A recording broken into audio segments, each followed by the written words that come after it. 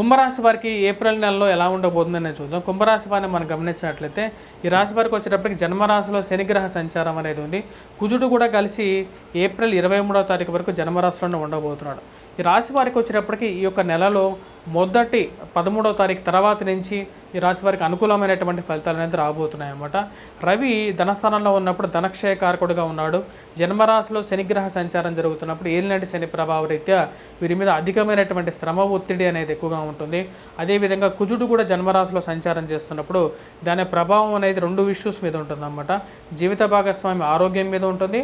అదేవిధంగా గృహవాహన కొనుగోలు సంబంధితమైన విషయాలు, పిల్లల యొక్క చదువు విషయంలోనూ, అది మీ యొక్క చదువులోనూ, అదేవిధంగా ప్రయాణంలోనూ కూడా ఈ యొక్క ప్రభావం అనేది ఉంటుంది. మరియు అదేవిధంగా సెల్ఫ్ డ్రైవింగ్లో కూడా ఈ యొక్క ప్రభావం అనేది కుజుడు జన్మరాశిలో ఉన్నప్పుడు ఎక్కువగా ఉంటుందన్నమాట. ఈ యొక్క రాశి వారికి వచ్చేటప్పటికి మనం బాగా గమనించినట్లయితే ముఖ్యంగా ఏప్రిల్ 13వ తారీఖున రవి ఎప్పుడైతే తృతీయంలోకి మారబోతున్నాడో, అంటే మేష సంక్రమణం ఎప్పుడైతే జరుగుతుందో అప్పటి నుంచి వీళ్ళ టైం అనేది కొద్దిగా బెటర్మెంట్ అనేది అవుతుందన్నమాట. వృత్తిపరంగా అనుకూలంగా ఉంటుంది. ప్రయాణ సంబంధితమైన విషయాల్లో అనుకూలమైనటువంటి ఫలితాలు అనేది ఏప్రిల్ 13వ తారీఖున వీరికి పొందబోతున్నారు. ఉద్యోగపరంగా కొంచెం సానుకూలమైనటువంటి ఫలితం అనేది పొందుతారన్నమాట.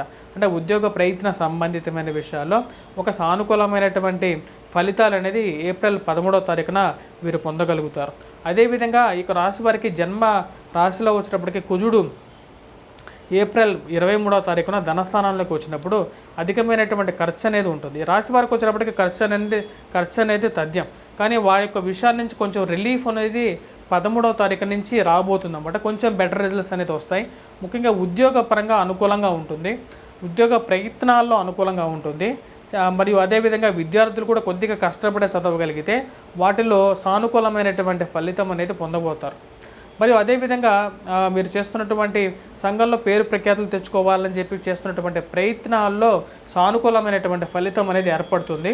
నిదానంగా మీ పేరు మీ పై ఉన్నటువంటి ఆఫీస్లో ఉన్నటువంటి వారికి కూడా వారి యొక్క మన్నాలను కూడా మీరు పొందడం అనేది జరుగుతుంది అన్నమాట. ఏప్రిల్ 13 నుంచి రాబోతున్నటువంటి మే 13 వరకు, ఎందుకంటే రవి తృతీయంలోనే ఉంటాడు కాబట్టి ఒక నెల రోజుల పాటు, అంటే మే 13వ తారీఖు వరకు కూడా రవి గ్రహ సంచారం అనేది మేషంలో జరుగుతుంటుంది. కాబట్టి మేషగ్రహ సంచారం జరుగుతున్నప్పుడు అనుకూలమైనటువంటి ఫలితాన్ని ఎక్కువగా ఇస్తుంది అన్నమాట.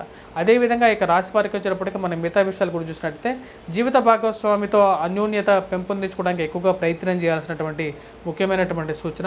ఎందుకంటే సప్తమంలో ధనస్థానంలో ఉన్నటువంటి రాహు యొక్క దృష్టి వచ్చేటప్పటికి అష్టమం మీద ఉంది.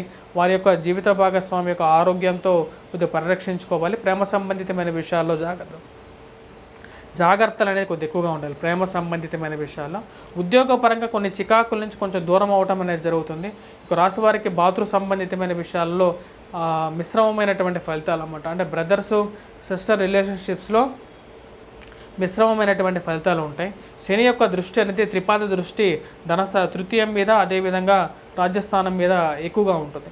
దీని యొక్క ప్రభావం అనేది ఇక రాశి వారి మీద కొంచెం ఎక్కువగానే ఉంటుంది. అంటే ముఖ్యంగా ఉద్యోగంలో కూడా స్థిరత్వం గురించి ఎక్కువగా ఆలోచించాల్సినటువంటి పరిస్థితి ఏర్పడుతుంది. కానీ ఈ రాశి వారికి రవి యొక్క అనుకూలత అనేది రాబోతున్నటువంటి కాలంలో సానుకూలమైనటువంటి ఫలితాలే ఎక్కువగా ఇవ్వబోతుంది అన్నమాట.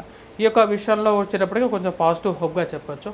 ఈ యొక్క విషయం వచ్చినప్పటికీ విద్యార్థులకి అనుకూలంగా ఉండబోతుంది. కానీ విద్యార్థులు కొన్ని రెమెడీస్ కూడా లాస్ట్లో చెప్తాను, అది వినండి. అది చేసుకుంటే విద్యార్థులకు కూడా అనుకూలంగా ఉంటుంది. అదేవిధంగా ఇక రాశిలో ఉన్నటువంటి ఎవరైతే రాజకీయ రంగ ప్రముఖులు ఉన్నారో వారికి కూడా సానుకూలమైనటువంటి ఫలితాలు ఇవ్వగలుగుతుంది అన్నమాట. ఇక రాశి వారికి ఓవరాల్గా వచ్చినప్పటికీ ఈ రాశి వారికి ఈ యొక్క నెలలో సానుకూలమైనటువంటి ఫలితాలతో కూడుకున్నటువంటి ఫలితాలు అనేవి వస్తాయి. బెటర్గా ఉంటుందన్నమాట. పోయిన నెల కన్నా వచ్చేటప్పటికి ఈ నెల ఈ రాశి వారికి వచ్చేటప్పటికి బెటర్ రిజల్ట్స్ అనేది. ఈ రాశి వారికి స్పెక్యులేషన్స్లో మరియు అదేవిధంగా స్టాక్ మార్కెట్లో ఇన్వెస్ట్మెంట్స్ అనేవి ఎలా ఉండబోతున్నాయి అనేది మనం చూద్దాం.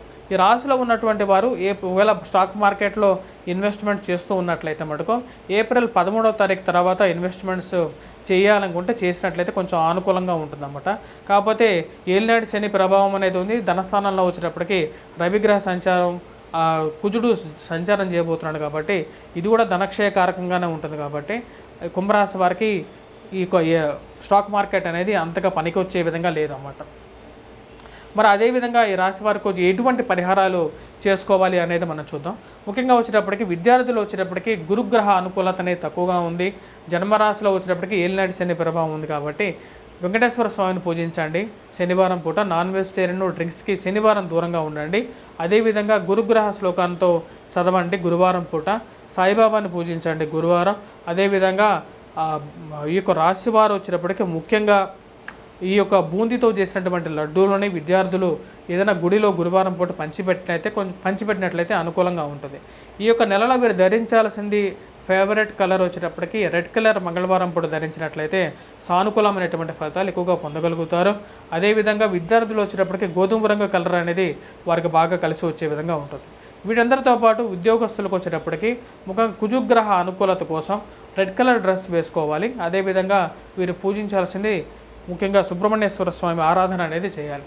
వీరందరితో పాటు నెక్స్ట్ మనం చూసినట్లయితే వ్యాపారస్తులకు చెప్పాలంటే వ్యాపారస్తులు కూడా కుజుడిని ఎక్కువగా పూజించినట్లయితే ఓవరాల్గా బాగానే ఉంటుందన్నమాట. రాబోతున్నటువంటి రోజుల్లో కూడా సానుకూలమైనటువంటి ఫలితాలు, మళ్ళీ మారబోతున్నటువంటి గ్రహస్థితి వీరికి అనుకూలంగా మారబోతుంది. Please do subscribe and share.